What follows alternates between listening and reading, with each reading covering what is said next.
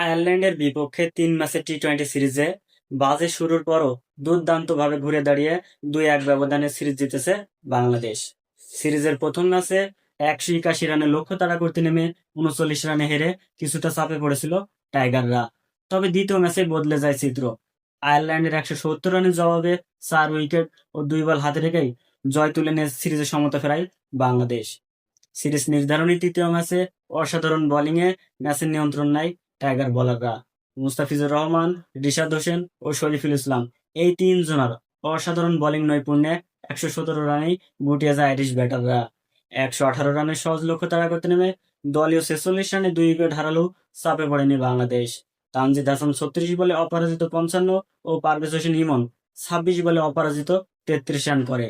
এই অনবদ্য জুটিতেই ১৩.৪ ওভারে ৮ উইকেট হাতে রেখেই জয়ের বন্দরে পৌঁছে যায় টাইগাররা। ম্যাচ সেরা হন তানজিদ হাসান এবং সিরিজ জুড়ে ধারাবাহিক পারফরম্যান্সে সিরিজ সেরা হন মেহেদী হাসান।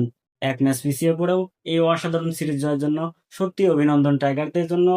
সামনে টি-টোয়েন্টি বিশ্বকাপে একইভাবে জ্বলে উঠুক আমাদের টাইগাররা। শুভকামনা রইল বাংলাদেশ টিমের জন্য।